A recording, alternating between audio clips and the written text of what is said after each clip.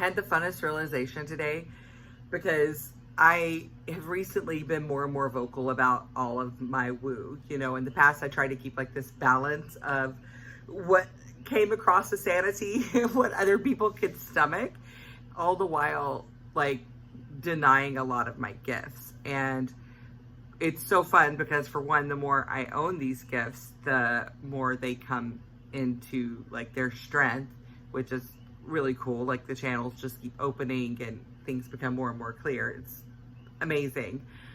But also, like, it's fun. Like, there's so much liberation and releasing shame.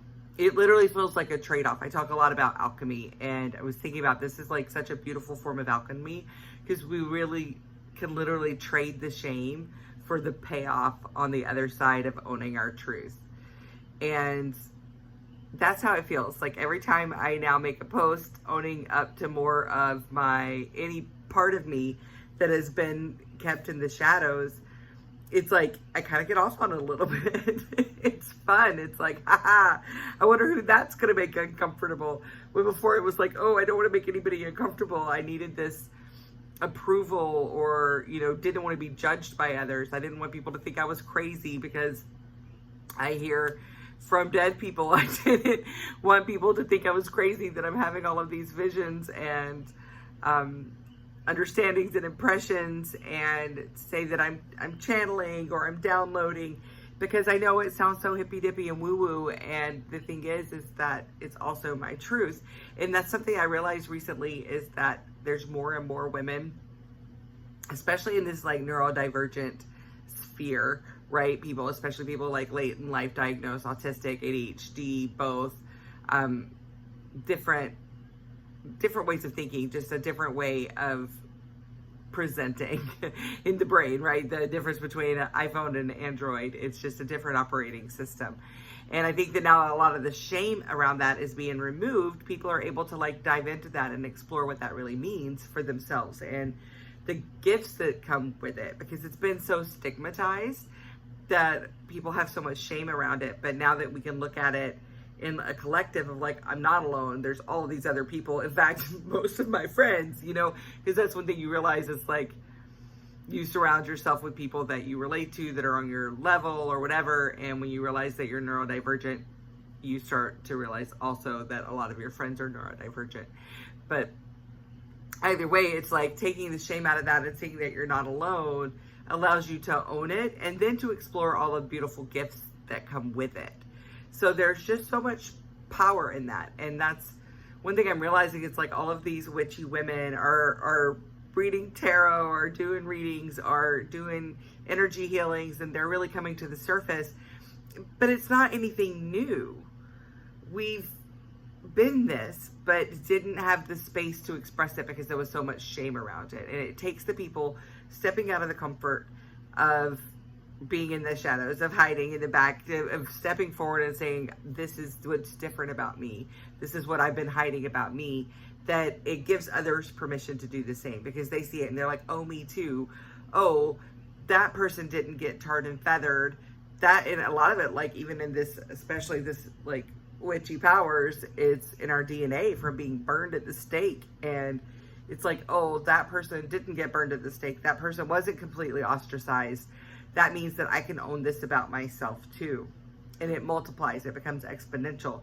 So I'm like, is it just that like all of these women or people in general are starting to express these gifts, these metaphysical gifts, or has it always been there and then people just weren't feeling comfortable with speaking up about it? You know, I feel like it's important to ask ourselves questions about those kinds of things.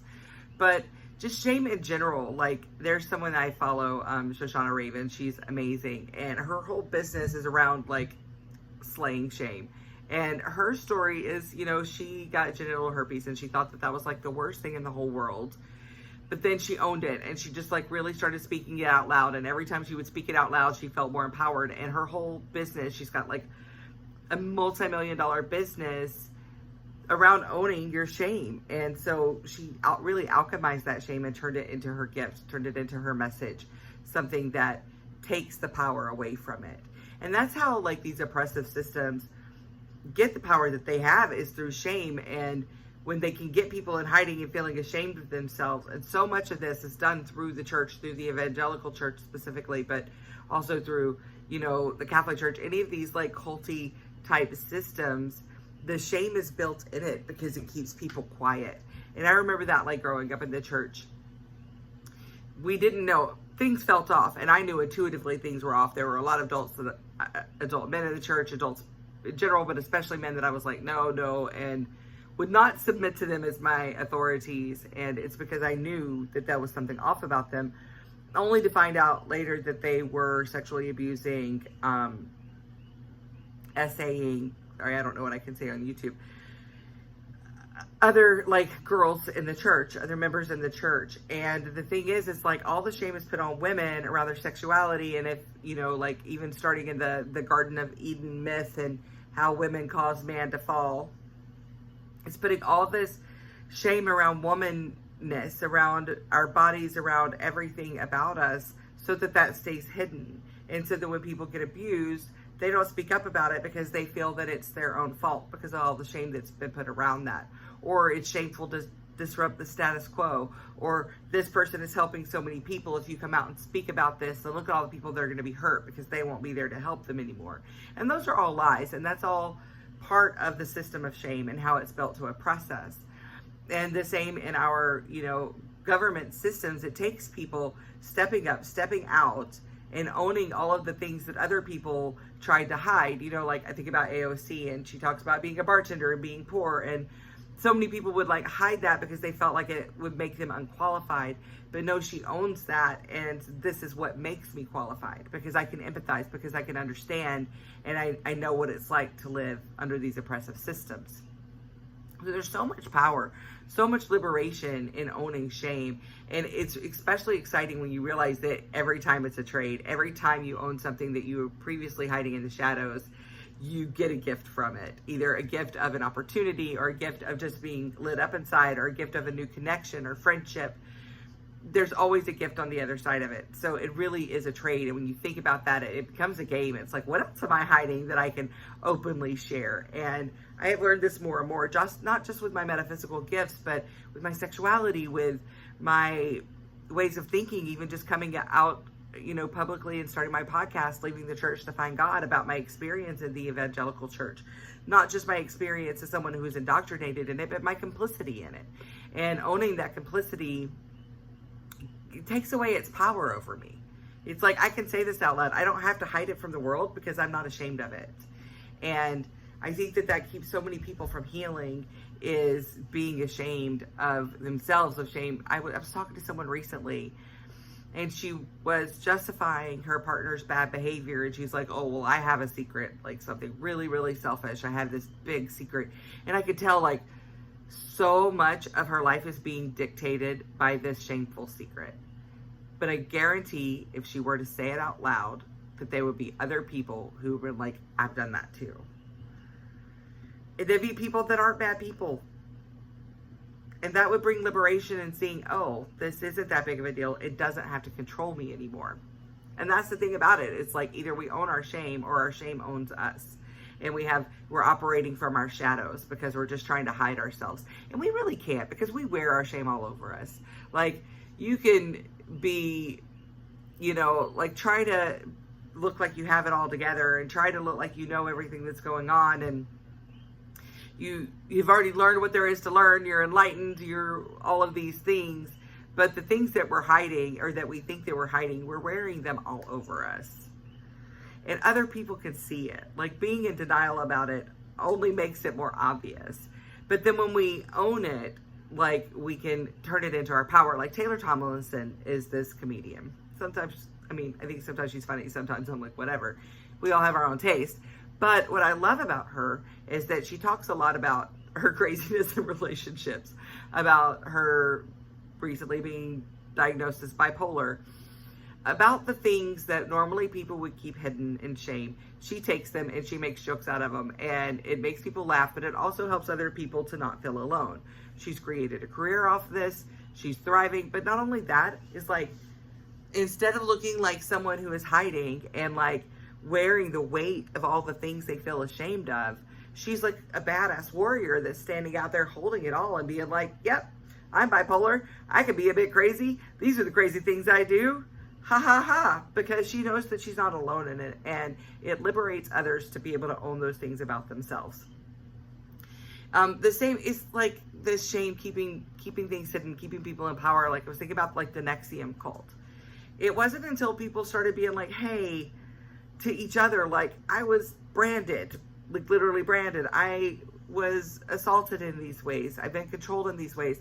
It wasn't until people stepped out and started speaking it out loud, even just one to the other, that they were able to break free, because it spreads. And that's the thing. When we liberate each other from shame, that liberation spreads and it gets exponential. It builds and builds and builds on itself.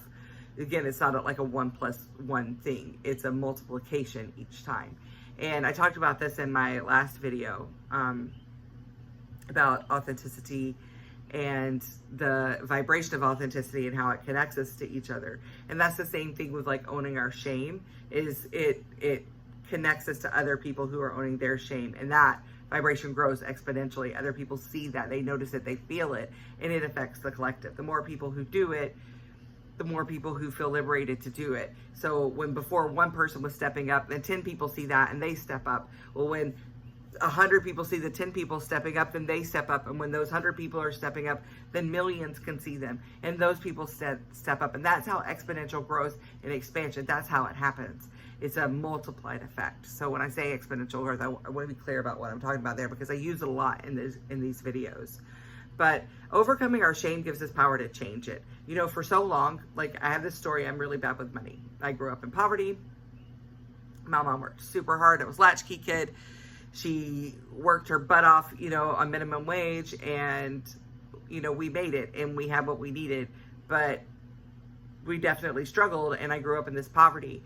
And being ashamed to say that had me stuck in poor money habits, had me stuck in self-destructive money habits, because I was too ashamed to admit that to myself, because I felt like as an intelligent person, as someone who's breaking generational cycles, as someone who has stepped out of that shadow, I should know what to do with money. But that doesn't even make any sense, because it requires education. But I was blocking myself from that education because of my own shame. Like I wouldn't even let myself see where I was lacking. I just kept thinking it was because I just didn't have enough money. If I had enough money, it wouldn't be a problem. But that's not true, because the more money I made and the more money I made, I still found myself in the same problems. They were just a different cost of problem, like a different financial price to it, you know, but the same problems, the same energy of problems. So it wasn't until I could face that shame to myself and be like, this doesn't mean anything about me, except that I need to learn how to manage money so that I don't spend the rest of my life repeating these same cycles. And me hiding that from myself wasn't keeping it from being true. It was only amplifying it. It was showing up in all the ways in my life. So it took me like facing that and taking away its power to be able to change it and to do something about it. And that is one thing, like, yes, it's great to own our shame publicly, own the things that we are hiding publicly, but also sometimes it's just a matter of like the first step is just being able to own it to ourselves. And sometimes that's all we need, because once we can face it, then we're good. Sometimes we do need to be able to say it out loud. Even just me saying this out loud, that I've had money issues that have caused self-destructive behavior that have kept me from being where I felt like I should be in life financially. Me saying that out loud takes away its power. So not only does that open up for me to be able to learn to do better, but opens up opportunities for people to be like, hey, I actually maybe can help you with this. And reach out to me, because they know that I'm open to the growth and the expansion, because I'm owning it and I'm ready to do something different with it. That's an example of how it works. When you own your sexuality, when you own these things about yourself, it just opens up more and more opportunity, more truth. It's always a trade-off for something better. There's always holding on to your shame is not gaining you anything. And a lot of times we weaponize our shame. We shame others. Shame on you for doing that, instead of asking, why did you do that? And finding out where the root cause of it is, so that we can connect in community and grow together. Instead it's shame on you, shame on you. And shame, there's no good place for it. It doesn't serve to correct people. It just amplifies the behavior, because most likely what is fueling the shameful behavior is internalized shame. So telling that person they should be shameful, it's not going to make their behavior change. It's just going to make them more shameful. And when we hide in those shadows and we really, like, the more we try to bury it, again, the more it's going to show up in our outside, because our outside is a reflection of our inside. Again, I talked about that a lot in my last video. It's on the playlist that comes up at the end of this. I'm going to have a meditation for this. Usually comes out the following day, but there'll also be like a playlist, and that's my self-actualization playlist, which is a lot of these videos of this kind of conversation, these ways to set ourselves free so that we can find our way back to our authentic selves, which is where our highest truth comes from, which is where our highest timeline comes from, which is how we connect, how we build a world based on equity, unity, love, compassion, community. Again, like working together as a collective. I digress. But when we are trying to hide our shame, we're just going to show it. It's just going to be written all over us. And another way is that we weaponize shame against ourselves is by not apologizing. When we're wrong about something, we have so much shame of being seen as wrong that we won't apologize. But the thing is the person on the other end of the offense, they know that you're wrong. So you not apologizing only makes you look worse.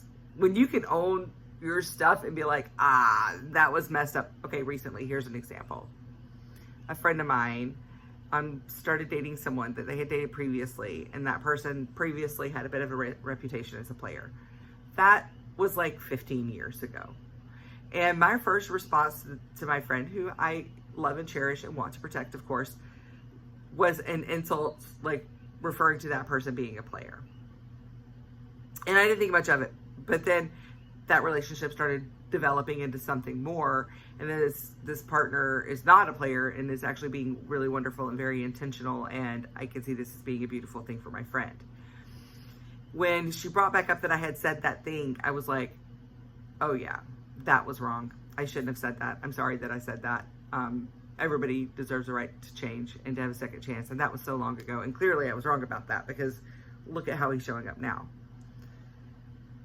Can't you imagine that was better for my relationship, for the trust in that friendship, than it would have been if I had made some excuse for it, if I had justified it, if I hadn't been able to own that and apologize and say that was wrong? They're like, yeah, but he was, so I had every right to say that, and blah, blah, blah, blah, blah. Like, no, that makes me like the asshole. That does make me the asshole. I'm not going to do that. Like, being able to apologize is another way of owning your shame. It's taking the power away from the shame and saying, I'm wrong sometimes. I actually don't know everything. I actually don't always have the best answer. Sometimes I'm operating from my ego. Sometimes I'm operating from my shadows. And sometimes that hurts other people, and that sucks. So I'm going to own that, because by owning it, it gives me the power to change it. It gives me the power to heal, to build trust, to create opportunity, and to change it. So, what was once in the shadows, it's now in the light. That takes away the power, because in the light, it loses its sting. It's not so dark anymore. It's illuminated. And it's usually not that big of a deal. Guaranteed, the friend I was talking about with a big, deep, dark secret, I guarantee it's not as bad as what she thinks it is. And I guarantee she has punished herself so much for this thing that she's ashamed of, that it goes so far beyond any natural consequence to that thing. Guaranteed. Unless it was murder or SA, like, I can't imagine it being so bad as to like be held against a person and justified for their suffering for so long. If that makes any sense. The thing you're hiding, it's not as bad as you think it is. Other people have done the same thing. Guaranteed. Even people that you love, respect, look up to, they've done things that you would be ashamed of, that you wouldn't do. That doesn't make the other not true. There's this show, Sirens, I watched. I was in bed sick for a few days this week, and a couple of days, but it was like a limited series. I watched it all in a day. But Sirens, it was so good. It didn't end all like happy. It didn't end in any way except like illuminating the truth that we are all terrible and wonderful. That we all have messed up things that we do, and we all have good things that we do, and sometimes we're the victim, and sometimes we're the villain, and sometimes we're neither, or sometimes we're both. I just found it was a really big think piece. It's not like a happy, frilly, feeling good thing if that's what you're looking for, but it was a really great way to look at dichotomy of humanness, right? It's really good. When we speak our shame, when we speak out loud these things that we're ashamed of, we don't just liberate ourselves. We liberate others. We create the invitation for others to step into, to own that as well. And this is how we change the world. One truth at a time. Only the things that we're ashamed of so that we can be seen.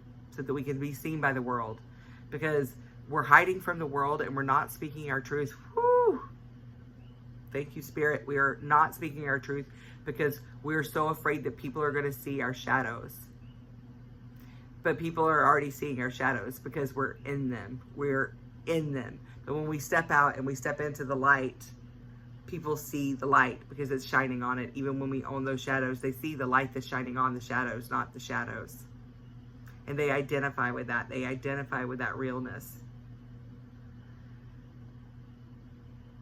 This is what's keeping us from stepping into the light. This is what's keeping us from stepping in and being seen and doing our purpose. Because I guaranteed if you're watching me here, that there's something in you that feels the need to have an impact on the greater good of humanity. And that requires being seen. And when you are hiding and trying to hide your shadows, you will not allow yourself to be seen. But when you can step into it, own those shadows, shine a light on them, then you can be seen in all of your glory and all of your power. Again, think about that comedian, not hiding in the shame of mental illness, but owning it like a warrior and turning it into a gift that has brought about fame, change, wealth, abundance, so many things that she desired. It's on shame. Let's stop using it against each other and let's stop using it against ourselves. I love you. I'm proud of you. Have an awesome day.